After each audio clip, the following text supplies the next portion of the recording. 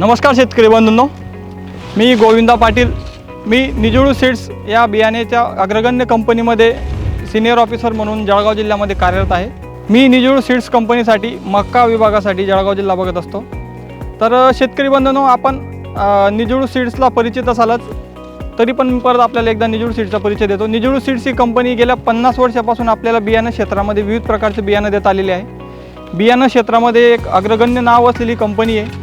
आतापर्यंत निजुळू सीड्सचे बरेचसे वाहनांचा आपण अनुभव घेतला असेल, कापूस बियाण्यामध्ये असो किंवा मका बियाण्यामध्ये असेल. तर आपण आज आलो आहोत श्री भरत पांडुरंग पाटील, राहणार सावखेडा, तालुका पारोडा या शेतकऱ्यांच्या शेतामध्ये.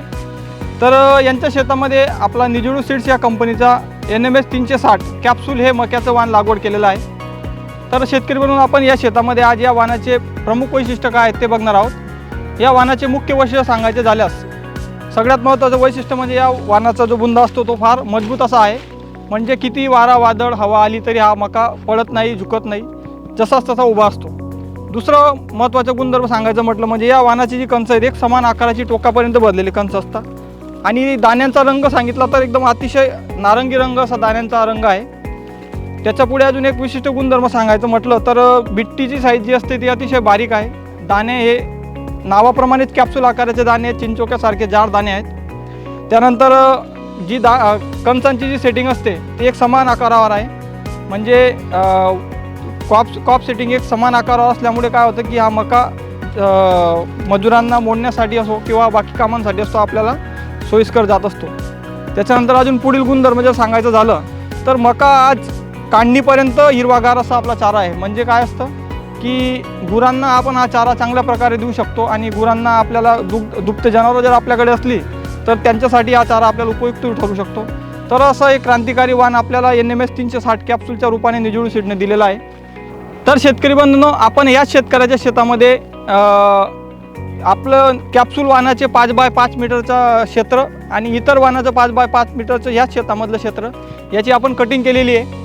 आणि त्या क्षेत्र 5x5 मीटरमध्ये निघणारे जे कंच आहेत त्याची आपण प्रतवारी केलेली आहे. तर ती प्रतवारी कशी, तर आपण चला जाऊन बघूया.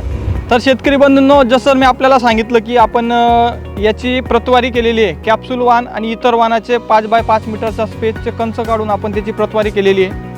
तर चला आपण बघून या A, B आणि C ग्रेडमध्ये कुठल्या वाणाचे किती कंच आले. तर आपण आधी चर्चा करूया कॅप्सूलविषयी. कॅप्सूल या वाणामध्ये A ग्रेडची कंचांची संख्या जर बघितली तर ते आपल्याला 80 मिळालेली आहे.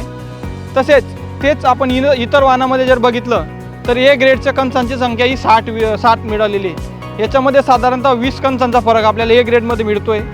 तसेच आपण जर B ग्रेडमध्ये विचार केला तर कॅप्सूल या वाणाचं B ग्रेडमध्ये साधारणतः 53 कंच आपल्याला मिळालेली आहेत. आणि त्याचाच जर आपण इतर वाणामध्ये विचार केला तर जवळजवळ 36 कंच तिथे B ग्रेडमध्ये आपल्याला मिळालेली आहेत. त्यासोबतच C ग्रेडचा जर आपण विचार करायला गेलं तर C ग्रेडमध्ये कॅप्सूल या वाणामध्ये फक्त 16 कंच आपल्याला मिळालेले आहेत.